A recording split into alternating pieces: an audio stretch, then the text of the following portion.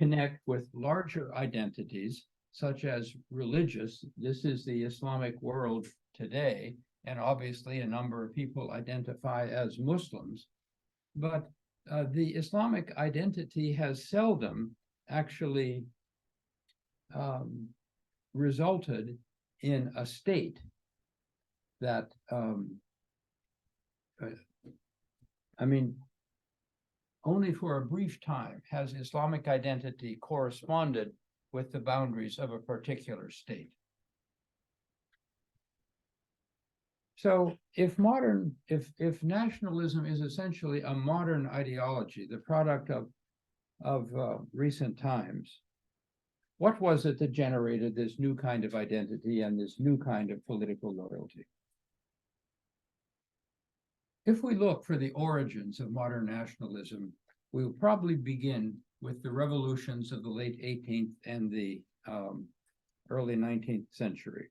The North American Revolution, the French, the Haitian, and the Latin American revolutions. All of these gave rise to new countries that had a new independent existence and that defined themselves as nations.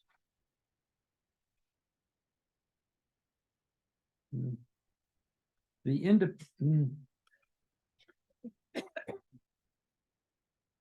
independence movements in both North America and Latin America generated a number of new countries that define themselves now as nations. Furthermore, the French Revolution declared that sovereignty lay with the people, not with the monarchs, not with the kings, and the leaders of the revolution mobilized the French people to defend the French nation against both internal and external enemies.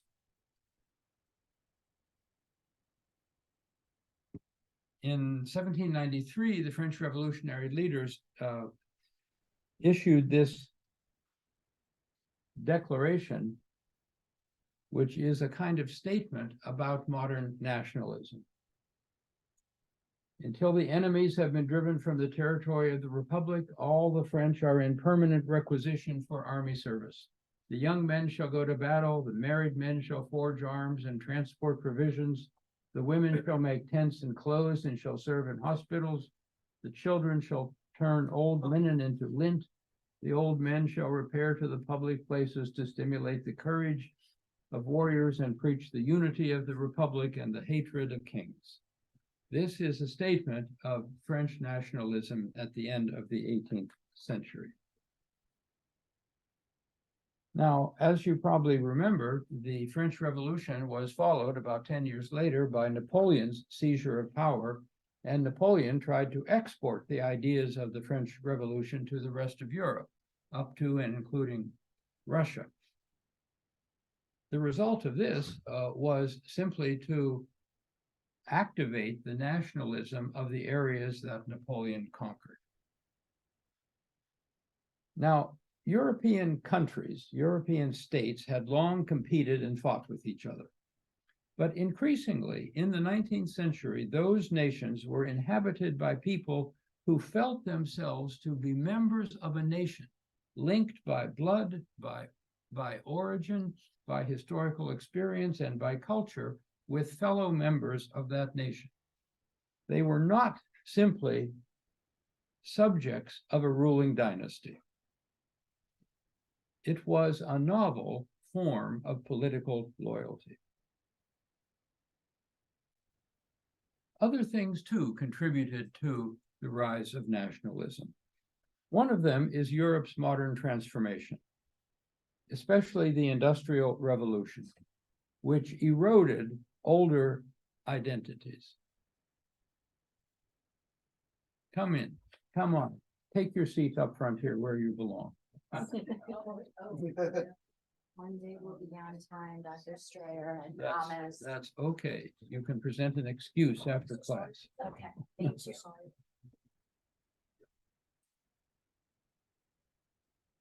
Europe's modern transformation eroded older patterns of local loyalties. Science, for example, weakened the hold of religion on many people, and religion had been a part of local identities for a long time. Furthermore, migration to industrial cities or migration abroad diminished allegiance to local communities. And so nationalism, in a sense, stepped in to replace some of these older and more local loyalties that were being eroded by Europe's modern transformation. At the same time, a printing and publishing industry standardized a variety of dialects into a smaller number of written languages. And that process allowed a growing educated public to feel that they were members of a common linguistic group because they read the same language, and language and culture, of course, are very closely connected. All of this encouraged political leaders and cultural leaders to articulate an appealing version of their particular nation. And it ensured that there was a growing receptivity to this idea among larger and larger numbers of people. And so nationality was, from the viewpoint of historians, it was constructed or even sometimes invented. But it was often imagined and presented as something with deep roots in the past. It was presented as a reawakening of earlier linguistic or cultural identities, and it certainly drew on the songs, on the folk tales, on the historical experience, and the collective memories of these peoples who were now becoming nations.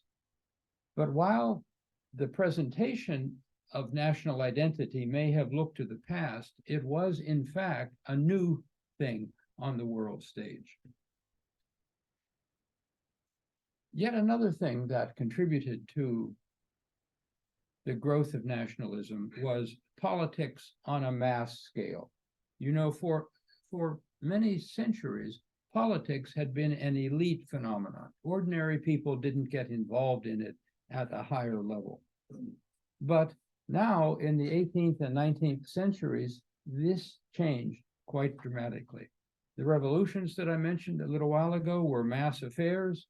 The idea of democracy and voting rights and political parties seeking mass support from the electorate, often in the name of the nation, all of this shaped the emergence of nationalism.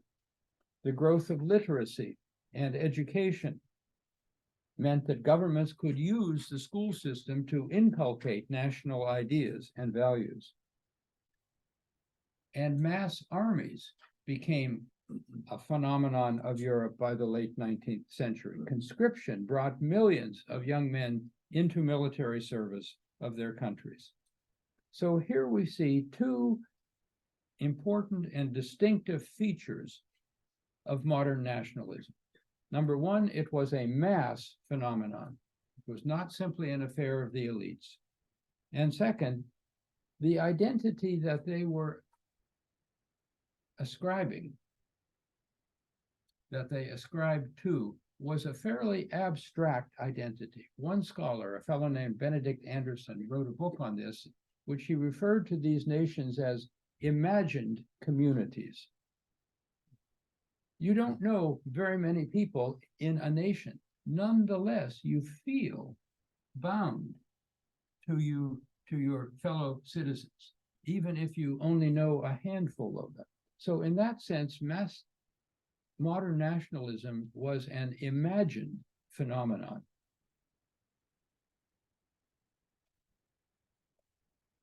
Now,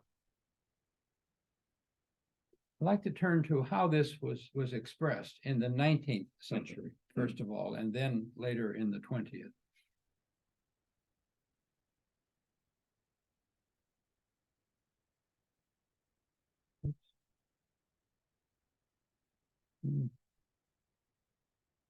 One expression of this new nationalism was the unification of Germany and Italy around 1870. Those movements gathered previously fragmented German-speaking and Italian-speaking people into new nations. And that represented one of the major expressions of nationalism in the 19th century. Furthermore,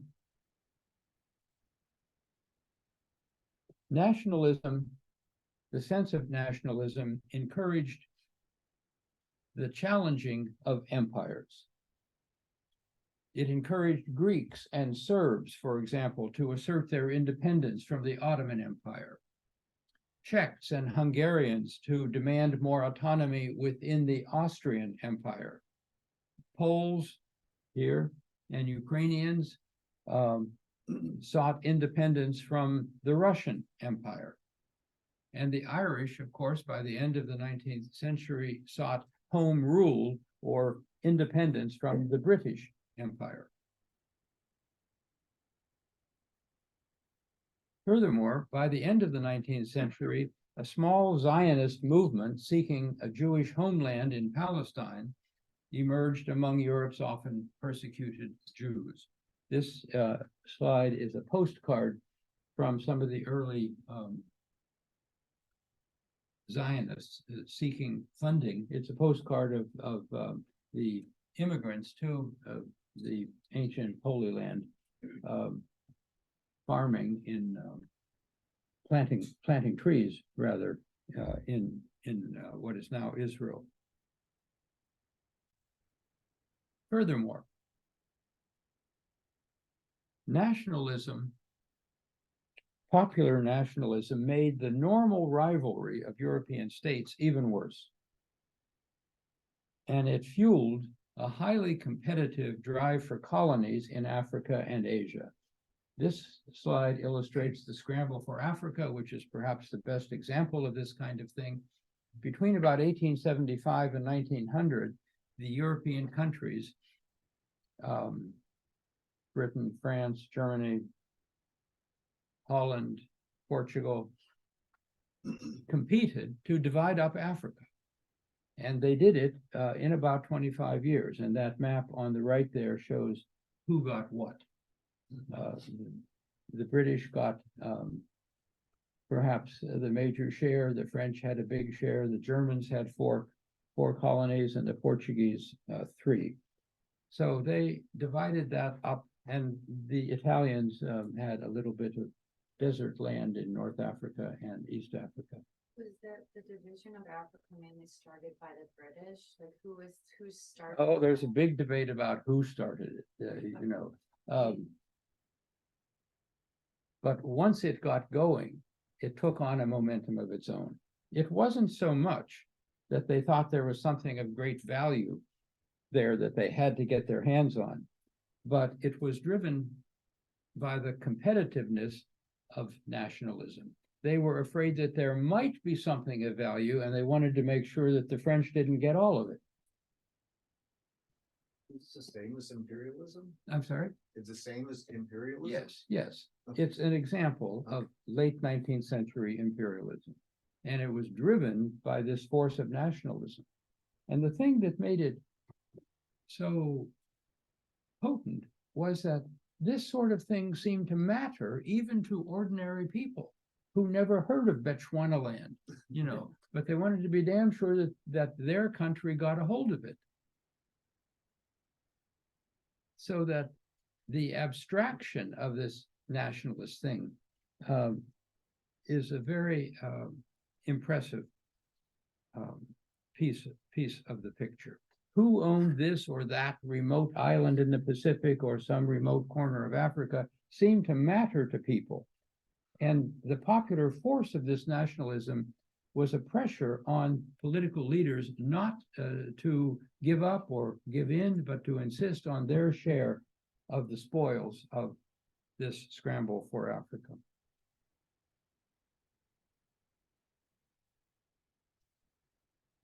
Oops.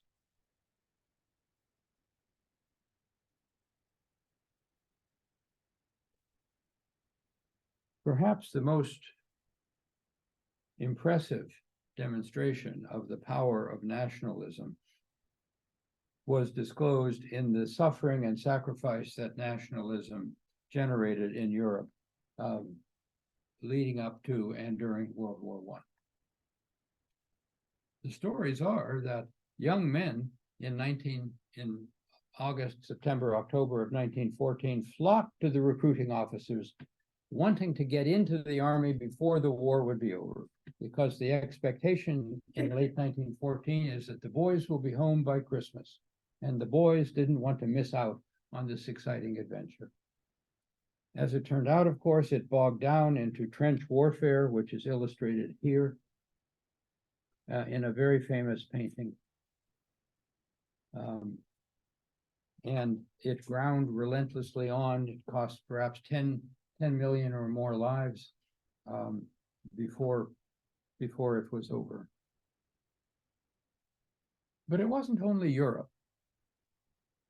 This kind of nationalism also fueled rivalries among various European-derived states in the Western Hemisphere. The Mexican-American War of 1846 to 1848, in which we stole California and a big chunk of the Southwest from Mexican control, was driven by nationalism. There was also a terrible warfare between Paraguay on the one hand and Argentina, Brazil, and Uruguay on the other, between about 1864 and 1870, in which about half the population of Paraguay perished during that nationalist-driven conflict. And so governments throughout the Western world sought to act on behalf of their citizens and to inculcate nationalism through the schools, through the army, through the mass media. Russian authorities, for example, sought to impose the Russian language on parts of the Russian Empire that did not speak it, like Ukraine and Poland and Finland. And it succeeded only in creating or enhancing the nationalist tendencies in those areas. Now, nationalism came in a variety of flavors or colors, I suppose. Some supporters of liberal democracy and representative government, such as France and the United States, saw nationalism as an aid to their interest in promoting a more widespread participation in political life. In other words, it supported democracy. This is often referred to as civic nationalism. And civic nationalism tended to identify the nation with the territory, not so much with the people, but with the territory. And then everybody who lived in that territory was invited to assimilate into the dominant culture, as in the American melting pot, which was our form of nationalism in the 19th century, the notion of becoming American. Elsewhere, of course, in Germany, well before the Nazis, some German nationalists began to define German nationality in racial terms that excluded those who did not, who were not included in this imaginary community, who did not share the common ancestry of the Germans. And this, of course, had its fruition in the Nazi phenomenon.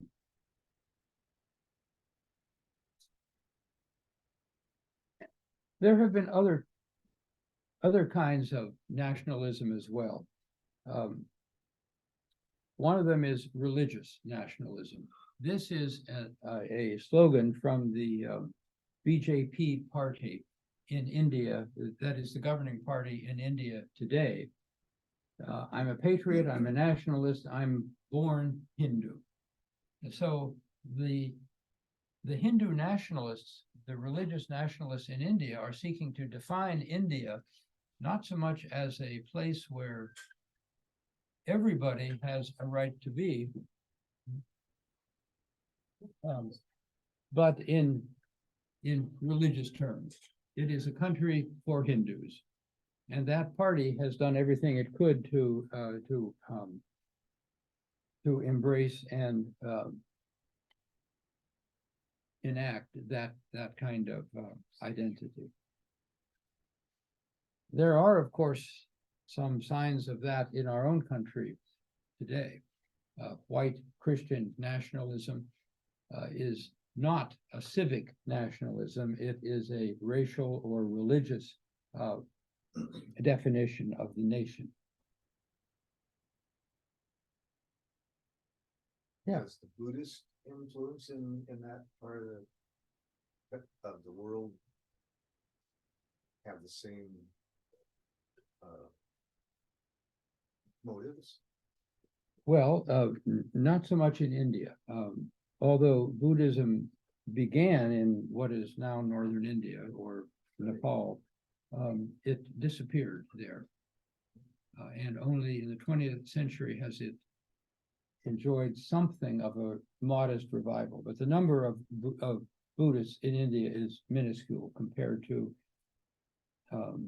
Hindus, Muslims, and even Christians. Oh, so they just Yes. get the But moniker of other, national.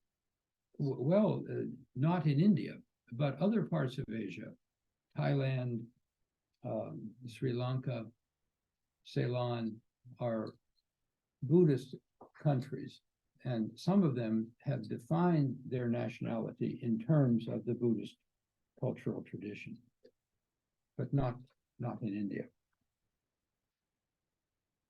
So nationalism generated endless controversy because it provided no clear it provided no clear answer to the question of who was in the nation and who should speak for the nation. So there's been a lot of contested debate about who belongs in a particular nation and what and who should speak for it. But I want to highlight the notion that in the 19th century, in a number of places, there were the beginnings of nationalist sensibility outside of Europe and North America. For example, an Egypt for the Egyptian movement arose in the 1870s as the British and the French increased their pressure on Egypt. And out of that, a substantial Egyptian nationalist movement that drew upon Egypt's long historical past, going back to the pharaohs, arose. Likewise, in Japan, when Europeans, when our own Commodore Perry sailed his black ships into Japan in, when was it, 1858, something like that, this provoked a surge of an aggressive nationalism in Japan that drew upon Japan's distinctive sense of itself as a unique culture. In India,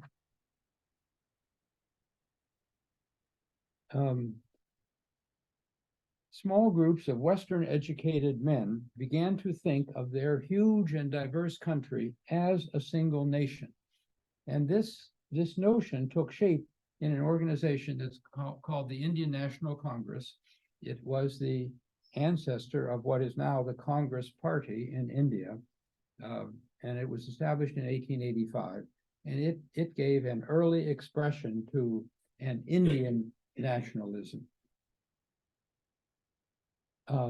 By the end of the 19th century, a small number of Chinese intellectuals began to think about China as a nation that was beset by both a foreign dynasty. The Qing or Manchu dynasty was a foreign dynasty that had come from Manchuria several centuries earlier. And of course, they were beset by predatory Europeans who were intent on dividing up China. This is a photograph that illustrates the Chinese nationalist view of what was happening to them. As the pie of China was being divided up among the various European powers plus Japan.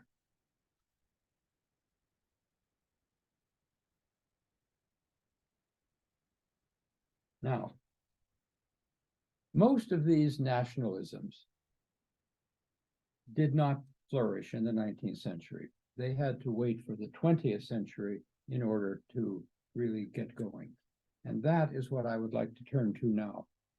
Because anti-colonial or anti-Western nationalism has been a huge challenge to the entire architecture of global life in the 20th century.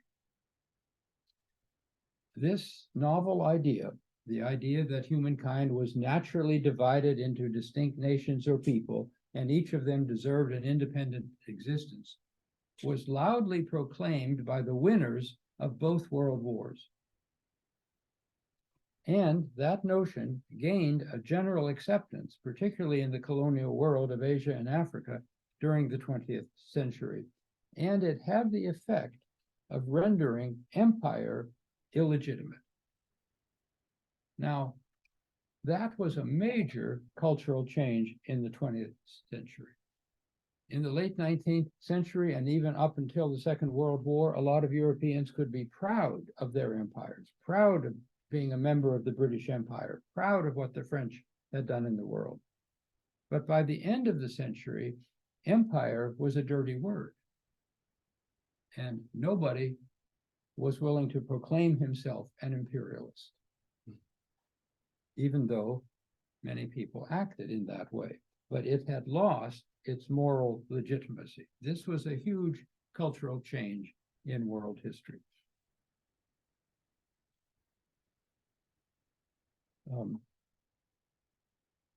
This slide that shows Gandhi on the so-called Salt March in 1930 simply illustrates one of the many, many nationalist movements that took shape in the colonial world and that brought down these major empires.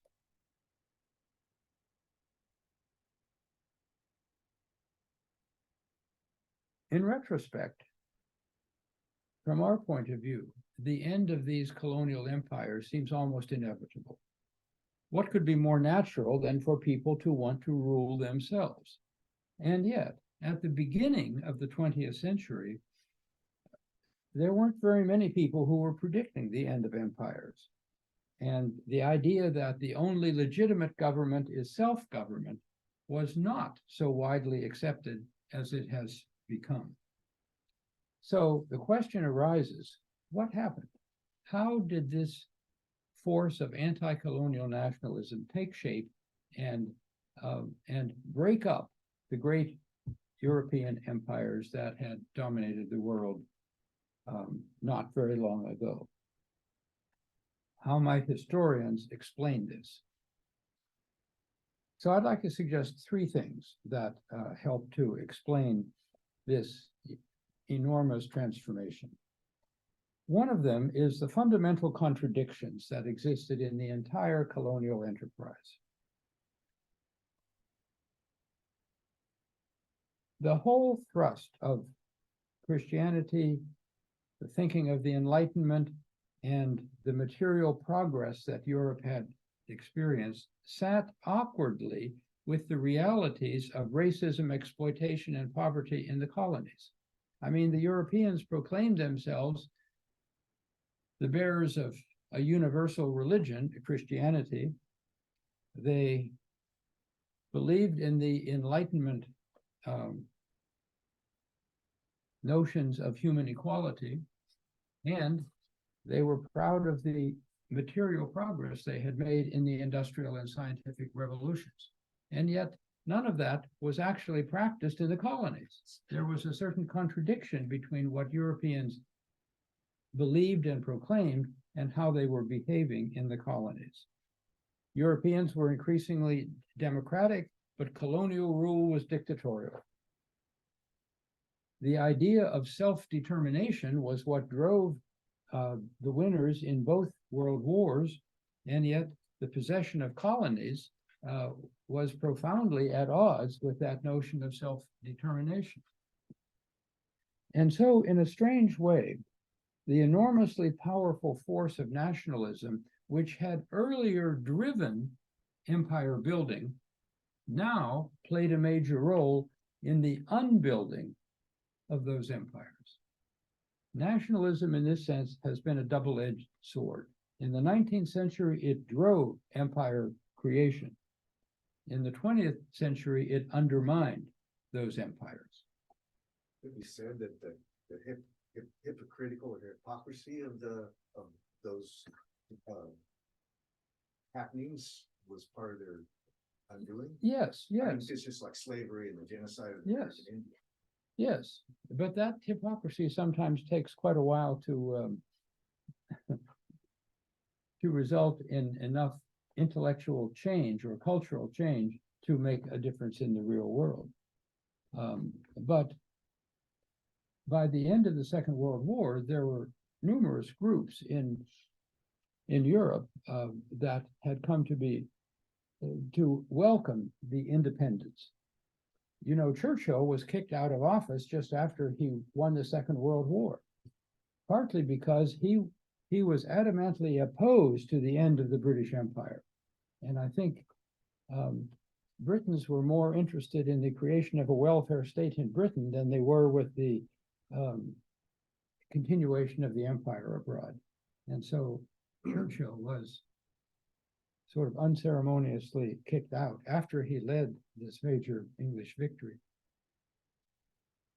So from this perspective, colonial rule sort of dug its own grave because its practice ran counter to European values of democracy and self-determination. So from this point of view, that contradiction eroded the moral legitimacy of empire. But second, there were also changes in the international arena. The world wars had weakened Europe, clearly, and it had discredited any sense of European moral superiority. After the Holocaust, it was very hard for Europeans to proclaim their moral superiority over Asian and African societies. Many Asians and Africans had participated in those wars. You know, they were forcefully recruited and took part in the First and Second World War. They became acquainted with Europeans on an intimate level. Many of them met, probably slept with European women. They encountered people from all over the world, and they went back home expecting to receive a reward for their loyal participation in these imperial wars. Furthermore, both the United States and the Soviet Union, which were the dominant world powers after World War II, both of them were ideologically opposed to these old-style empires. Both of them were on the side of the nationalist movements, even as they were both creating some sort of quasi-imperial structures of their own. The Soviets in Eastern Europe, the Americans in various parts of the world.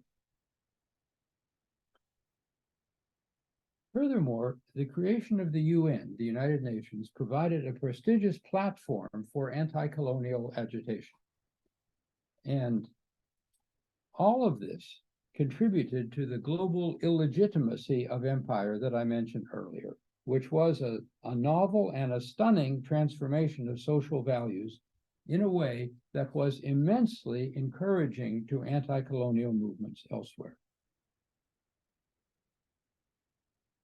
And a third factor that drove this explosion of nationalist, anti-colonial, anti-imperial nationalism in the 20th century lay in the social and economic changes that were taking place within the colonies.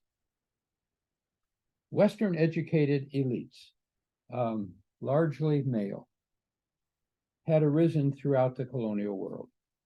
These were young men who were familiar with European culture, had often been educated in Europe. They were deeply aware of the gap between European values and European practice. They no longer viewed colonial rule as a means for their own progress. They saw it as quite the opposite.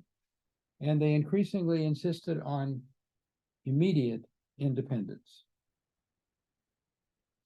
In doing so, they created hundreds of political parties throughout the colonial world, and those parties attracted a growing amount of popular support from people who felt that their own lives would become better if they were independent. There are all sorts of examples of this. The veterans of the world wars, for example, who came back and did not receive what they had expected. Young educated people who could not find jobs commensurate with their education were frustrated. Millions of people who had migrated to the cities in the colonial era and had to some extent lost touch with their rural homelands. All of these groups had reason to believe that their lives would be improved if they were independent.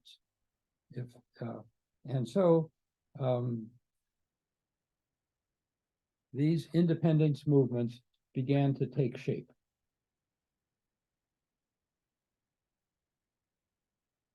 In many places, this is a map that shows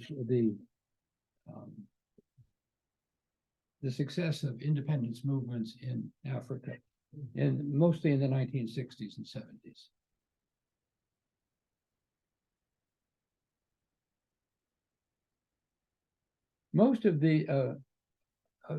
Many of these independence movements occurred peacefully. They relied on peaceful pressures, demonstrations, strikes, mass mobilization, negotiations to achieve independence. This one shows the success of independence in Ghana in West Africa in 1957.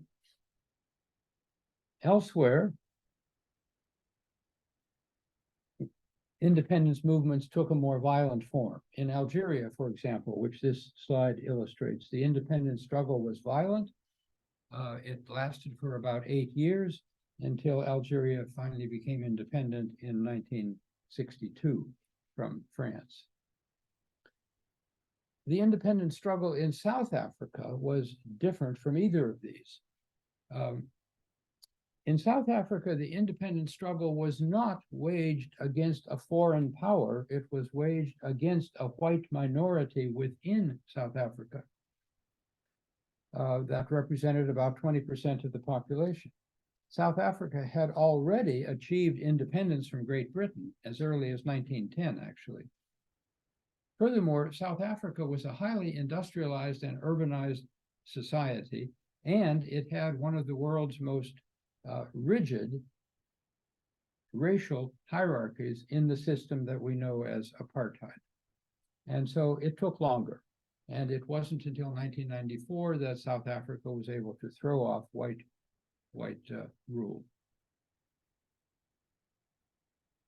These nationalist movements also had a variety of expressions. Many in India and in the Islamic world viewed their new nations through the prism of religion, while in Africa, the nationalist movements were much more secular, generally speaking. Nationalist movements that were led by communist parties had a double agenda. They wanted political independence, to be sure, but they also wanted radical social change. Whereas most of the independence movements in Africa were focused on the end of racism, on political independence, without so much interest in the kind of social changes that took place in places like China or Vietnam or Cuba. But however it happened, the collapse of colonial rule and the emergence of dozens and dozens of new nations on the world stage was a distinguishing feature of world history in the 20th century and a tribute to the power of nationalism. Now,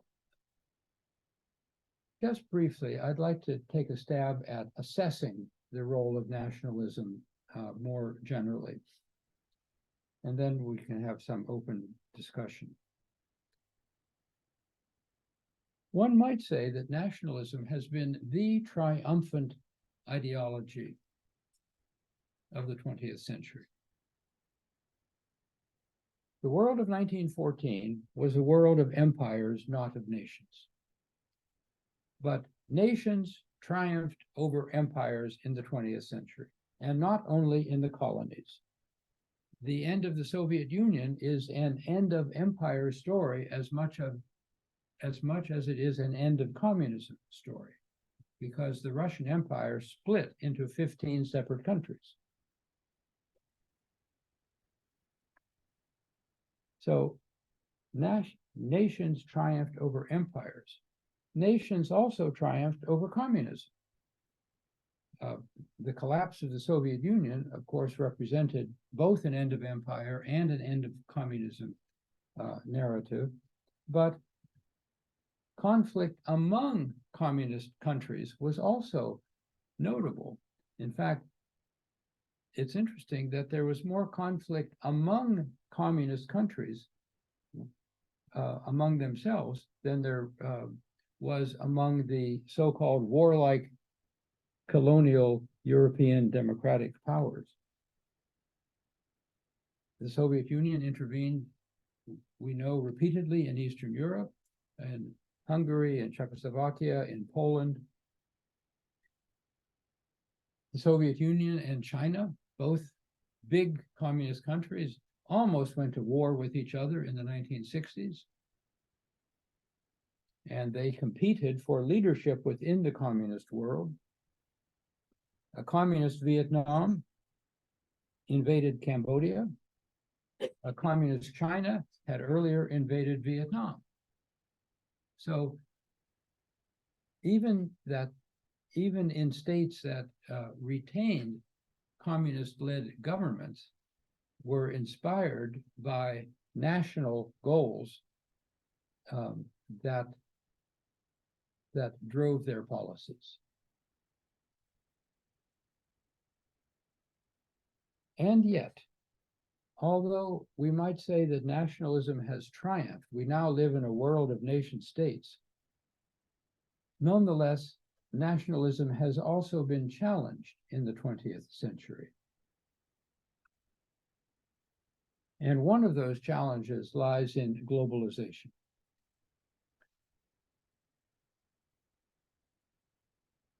The global flow of goods, of services, of peoples, of ideas, all that movement that we sum up in the term globalization has in some ways undermined national sovereignty. Nations' markets are sometimes more powerful than national policies. And some have argued that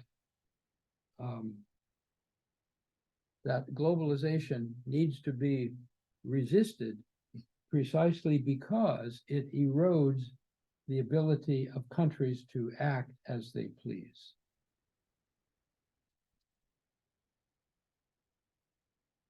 So globalization has challenged nationalism. So has ethnic or regional separatism. Many nations broke apart. Out of the Soviet Union, we get 15 new nations. Eritrea became independent from Ethiopia. North and South Sudan split. Czechoslovakia split into two countries. Yugoslavia into, I forget how many, 5 or 6. So that movements of ethnic separatism, and even where they have not succeeded, there have been many separatist movements. That map over there shows 15 or so separatist movements that have occurred within India. They have not broken India apart, but it illustrates the point. In the mid-1960s, those of us our age will remember the Biafran War, you know, when the southeastern part of Nigeria sought to secede from the newly independent nation of Nigeria because they felt their people, the Igbos, were being discriminated against. And so they launched a civil war, a brutal civil war. that lasted for 3 or 4 years and cost hundreds of thousands of lives. It was a devastating conflict.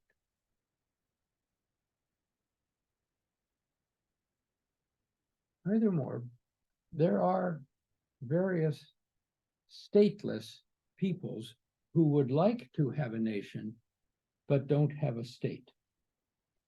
One of the big examples are the Kurds. The Kurdish people live in various parts of Iran, Iraq,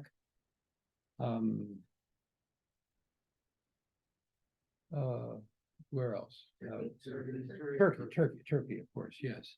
And they, of course, do not have a Kurdistan state, but wish they did, many of them. And the Palestinians, of course, lack a state and wish they had one. And a final challenge to nationalism are various efforts at world governance, ranging from the United Nations to the World Trade Organization to various multilateral treaties that seek to limit national sovereignty in the name of a common good. The Paris Accords on climate change a few years ago are an example of that kind of thing. And yet another challenge to nationalism arises from a growing awareness of the common problems of humankind. I think most thoughtful people recognize that climate change is not something that can be handled on a national level. It needs some international cooperation, which means a limitation on national sovereignty. And that, of course, is precisely why it is resisted in some quarters. But that awareness, and I don't know how important this is, but it does seem to me that that photograph of the Earth from the moon that we have all seen symbolizes some awareness of a global identity that transcends that of nations. It's not necessarily incompatible, but it is another identity that can be laid on top of or alongside national and local identities. So all of this has certainly represented a challenge to a triumphant nationalism in the 20th and 21st centuries. And yet, perhaps what is even more impressive is the persistence of nationalism. The end of the Cold War was accompanied by a great hope for what they called then a peace dividend. There was the hope that this ruinously expensive arms race between nations would ease. Well, it hasn't. We know that great power national rivalries between the United States and China and Russia persist and have become even more intense in recent years. We also know that regional conflicts in many parts of the world are driven by national rivalries. Russia and the Ukraine is one, Palestine and the Israelis is another, India and Pakistan, Iran and Saudi Arabia. All of these national conflicts, some of which, of course, result in violence, have persisted despite these various challenges to triumphant nationalism. And finally, just a thought or two about the moral side of nationalism. There's no doubt that nationalism has created larger loyalties that provided meaning to many people, and it did so as more traditional loyalties were eroding. Religious loyalties, local communities, and so forth. So that, in a way, nationalism has allowed for many people to belong to in a larger context than they might otherwise have done. That was most vividly expressed, sadly, in war, where the courage and self-sacrifice and brotherhood of those who fought together have been impressive. The fact that people are willing to lay down their lives for an abstraction being American, being British, being, you name it. And yet, at another level, those national identities and the wars that they have generated or expressed with increasing brutality from a somewhat more distant point of view seem absurd.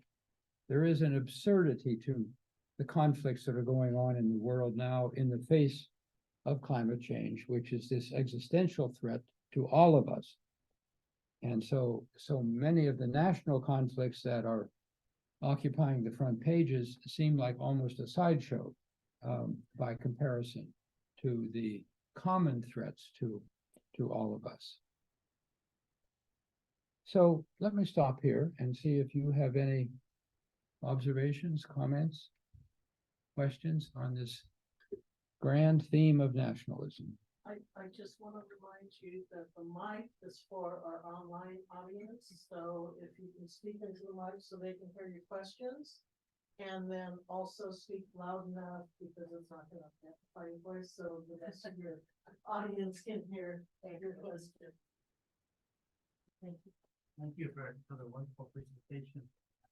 It's just mind-boggling to me how you and perhaps one or two other historians on the planet can distill millions of facts and complexity of humans into some common themes and so forth. Oh, well, thank you.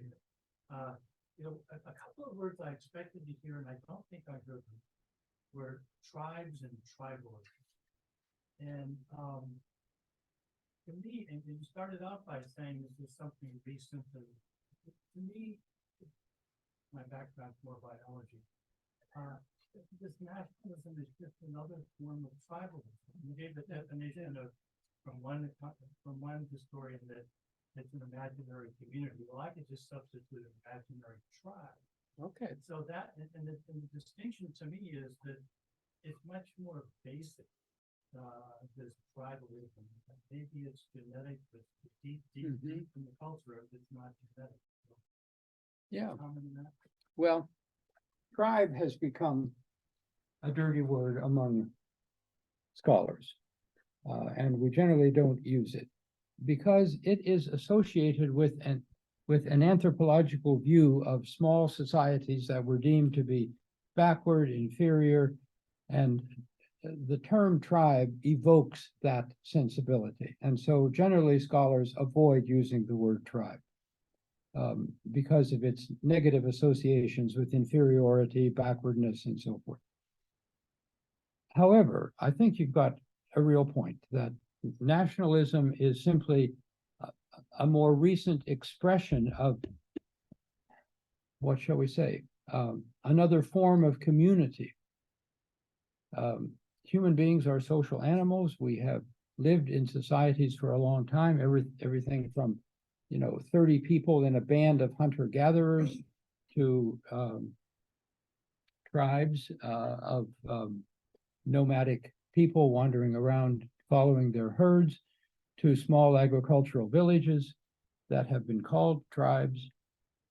But the term got a bad reputation, and so the term is not used. But I think, except now the term is used to evoke a kind of narrow-mindedness among people of any community. And when we use that, that American political life is becoming tribal, I think that is what we are referring to. Yeah. Can you comment on the formation of nations in Africa, specifically in Africa, that was formed basically on who was the European, their country that was ruling them, and not necessarily on Right. Yes, well, that has frequently been noted, that the modern nations of Africa almost entirely coincide with the colonial boundaries that were drawn in the late 19th century. Boundaries that had no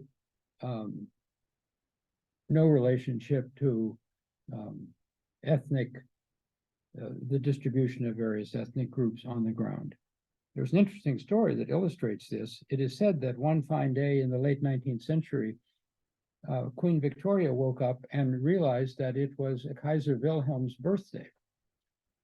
And since her negotiators at that time were negotiating the boundary line between what would become Kenya and what would become Tanzania, which was a German colony at around 1900, she decided that she would make a birthday present of Mount Kilimanjaro to her German, what was he, cousin or nephew or something.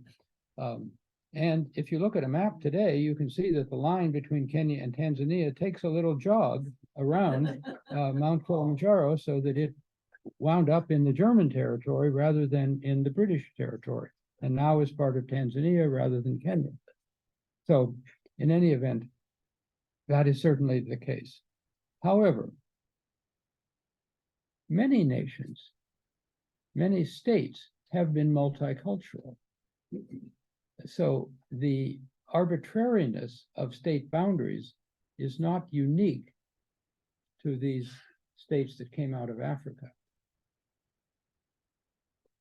And on the third hand, there was a movement when independence was getting started. This was a movement pioneered by Kwame Nkrumah, who was the first president of an independent state of Ghana. He wanted to dissolve all of these boundaries and create a United States of Africa. And that was an appealing idea, but it has come to nothing, or next to nothing.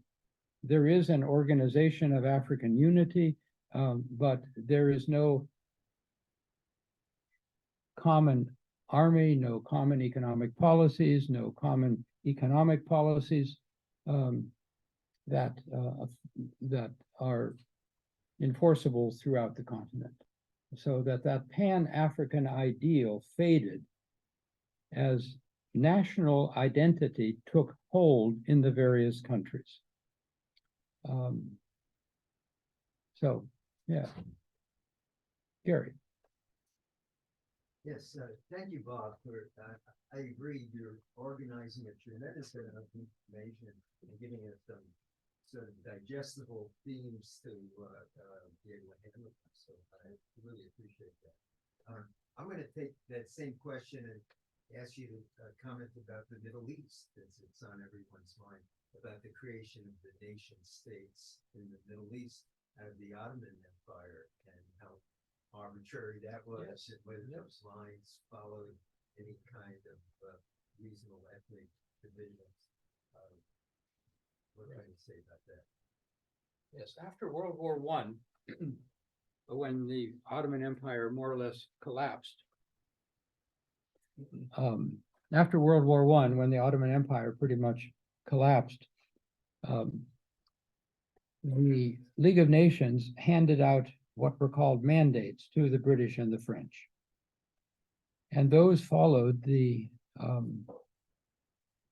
sometimes ancient divisions between peoples in the Middle East.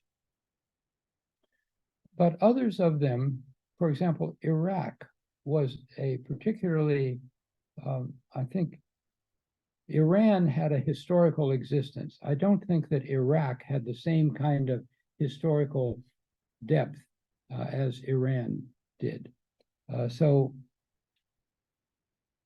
And of course, the Palestinian identity has emerged only in the 20th century. Those opposed to a Palestinian state often say that there was no Palestinian identity before the 20th century, which I think is true, but there is now. And so that identity has grown up in the face of the establishment of the State of Israel and its policies.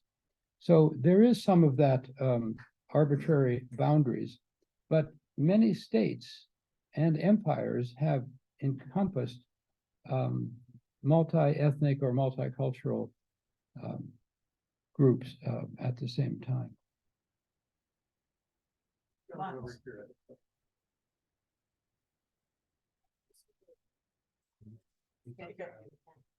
Africa is often exploited today by other nations with capitalistic values. Do you think a dominance of African nationalism versus statehood, or like having a single unified nation, would have helped against that exploitation, especially nowadays? Yes, I think so. He said, is it possible that a unified Africa, you know, the Pan-African ideal that Nkrumah articulated, would that have helped Africa resist its exploitation? And I think certainly, and that was Nkrumah's argument. That was precisely his argument, that a unified Africa could more effectively negotiate. I mean, now there are multinational corporations that have budgets larger than whole nations in Africa. And so when they're negotiating the prices of raw materials or so forth, small African countries do not by themselves have much leverage against large multinational corporations. But a unified Africa, or a more unified Africa, certainly would. There have been attempts along this line. There was a brief effort to unify 3 East African countries, Kenya, Uganda, and Tanzania. There was a brief effort to have a West African Union, but none of those have proved successful. As you know, for obvious reasons, the elites that have grown up and now control these African states are reluctant to give up their positions of power and privilege in favor of a more unified African. And Africa is a big place. In response to the tribal thoughts, and I've always kind of thought that tribes were very, you know, primitive civilizations were organized in tribes, and they're very local, and they're very, you know, they're not far away from where they are. And you mentioned that the scholars and the people of education all look down on this. Yes. And I feel that that's a real error. Well, And the fact that I think that's very pretentious of them to look down on something that has worked from before history. Well, I literacy. don't think they look down on the actual societies. What they are skeptical of is the assumptions of primitiveness. You used the term primitive, that there is an evolutionary sequence and some societies are further along in it than others, and that the job of the primitive society is to catch up with us. And so the term tribe embodied those assumptions of primitiveness, backwardness, that are offensive to many people in these countries now. So it's not that anthropologists have, in fact, anthropologists have sometimes celebrated the uniqueness of these societies that manage to organize their affairs without a state, manage to organize the administration of justice, organize the settlement of conflicts without an oppressive state apparatus. And so anthropologists and others have celebrated this as a unique contribution to human social history. But to define it as primitive, as backwards, as something that needs to be overcome is what they have objected to. Maybe anthropologists should run the world. Yeah.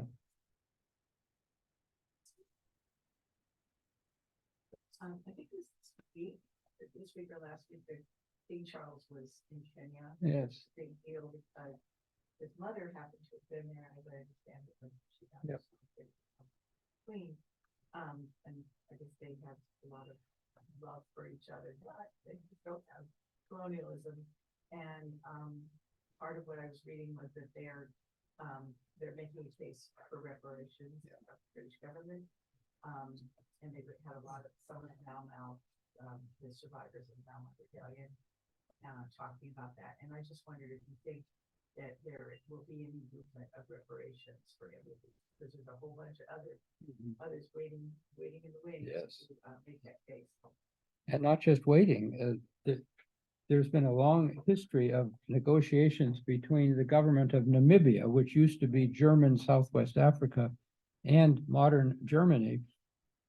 There was a big rebellion in 1904 in German Southwest Africa against German rule, and the German military crushed it with an amazing brutality, almost genocidal. In fact, it is sometimes referred to as the 20th century's first genocide. And they have negotiated some form of reparations. The British have not gone that far.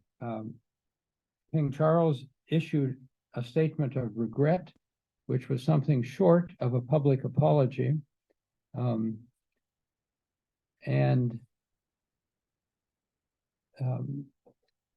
I rather doubt that there's going to be too much in the way of reparations, or maybe you can reframe some foreign aid as reparations, or but I find it difficult to imagine how that would actually happen politically as a realistic proposition.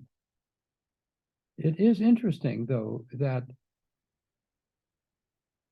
the colonial heritage is not entirely over. I just recently read about an interesting exhibit that is being mounted in Paris on the Mongols. And the museum, I'm sorry, it's in France. It's in France. And the museum that is mounting this exhibit on the history of the Mongols had been in contact with the Chinese government to get some Mongol artifacts and so forth sent over. But the Chinese government apparently wanted control of how they described all of this. And they wanted the French to avoid the name of Genghis Khan. They wanted, now I just read this yesterday. They wanted control over how the maps were drawn and how the captions for the images were drawn, and the French museum objected to this and scuttled the deal. They have now made an arrangement with the independent state of Mongolia, and the exhibit is off and running. But it's another illustration that the past may be gone, but it's not dead.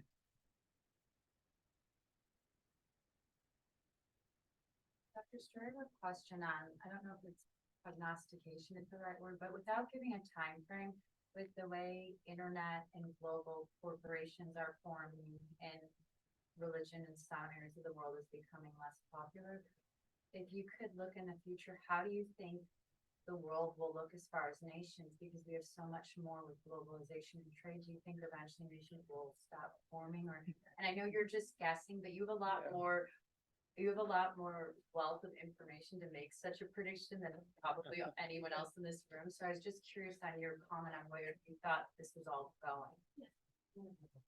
Historians are skeptical of predictions because we have so often been surprised. And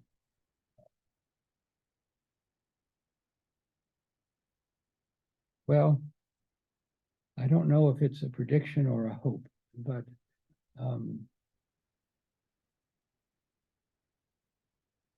you know, this whole issue is so politically and morally complex that it's sometimes a little hard to know what to wish for. Would we rather have a world that is dominated by governments or by multinational corporations? And that's what it seems like when you're pointing to globalization and talking about the nations in Africa, the multinational corporations, it looks like it's going to be either corporations or territories. Something has to take a lead. So. Yes. There have been arguments. There are big arguments about this sort of thing.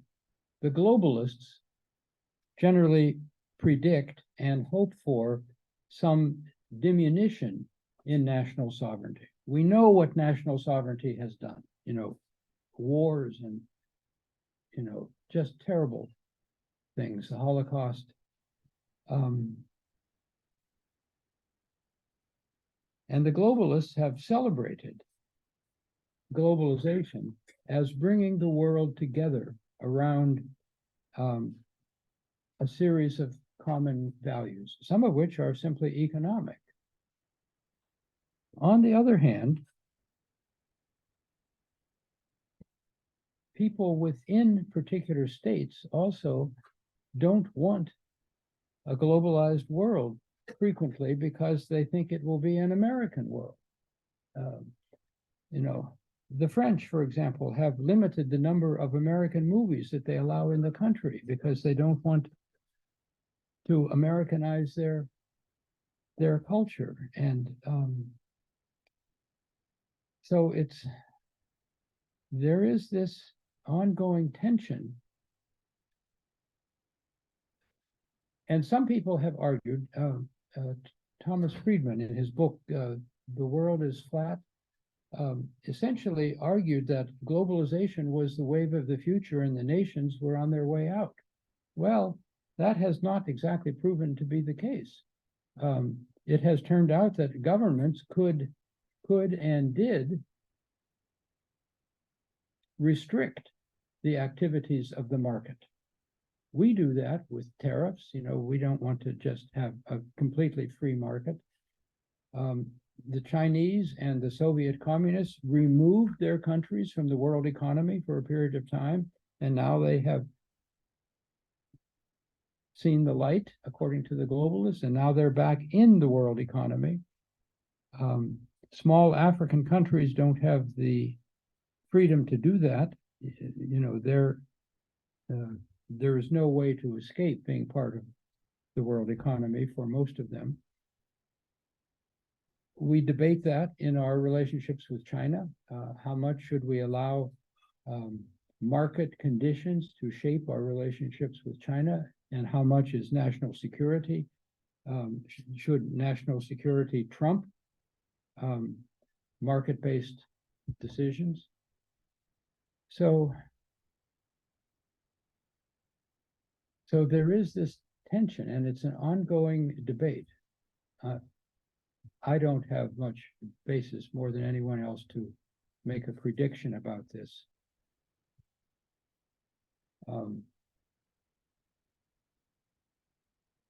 History is surprising. At the beginning, at the end of World War II, who would have imagined that war between France and Germany would seem almost unthinkable? They had been at each other's throats for generations and had fought two major world wars. And now the idea of a war between France and Germany is almost unthinkable. Few people expected the collapse of the Soviet Union even a year or so before it occurred. And then they began writing books about why it was inevitable.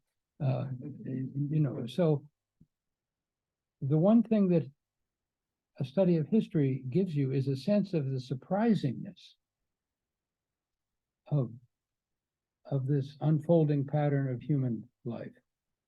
And I think that's one reason why historians are cautious about predicting outcomes. Furthermore, we just don't know.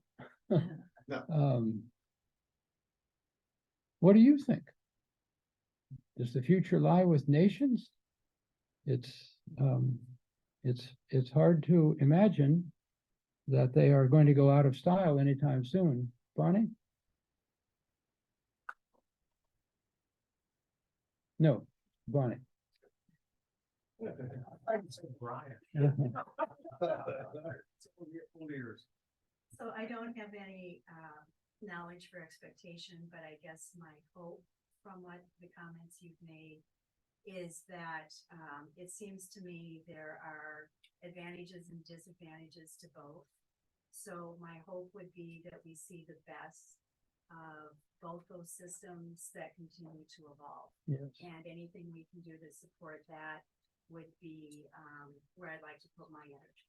So that's the comment I had. Okay. Conversation. Yes, nations have the capacity, if they will use it, to discipline the market.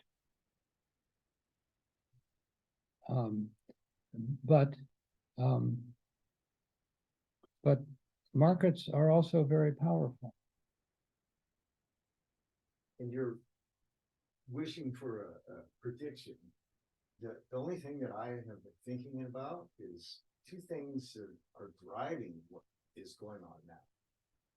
And one of them is greed.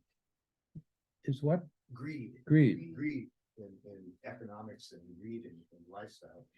The other one is going to be environment. And that will tell us where we're going.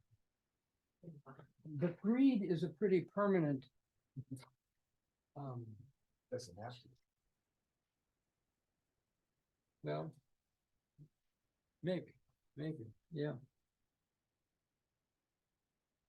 I mean, it's kind of a survival trait. Okay. And yes, Gary.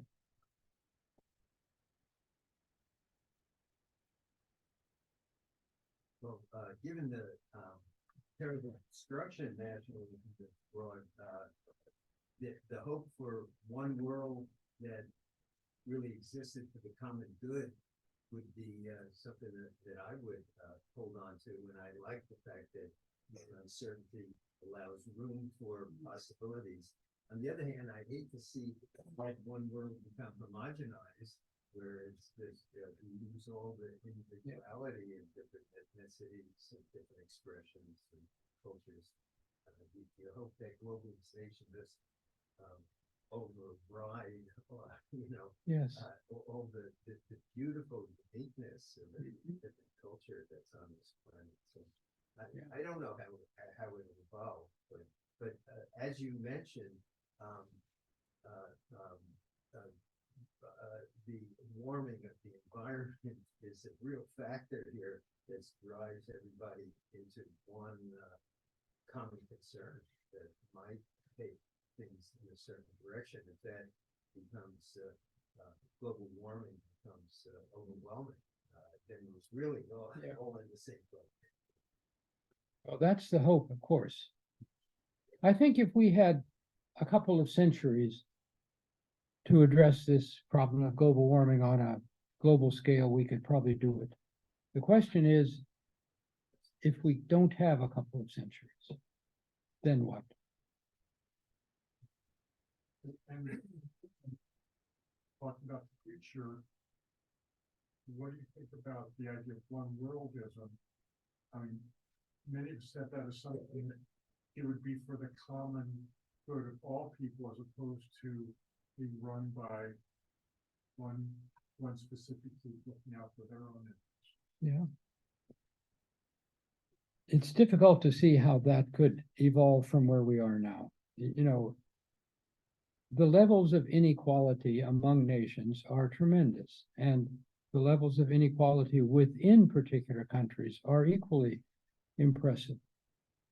And it's difficult to imagine unity in the face of these vast inequalities, because any policy for the common good is going to require sacrifice. And if sacrifice is not equally shared, or not perceived to be equally or widely shared, then there's going to be resistance to it. So I don't quite know anything we can do to enhance equality, I think puts us in a better place to advocate within the country and internationally, gives us a better platform to advocate policies for the common good.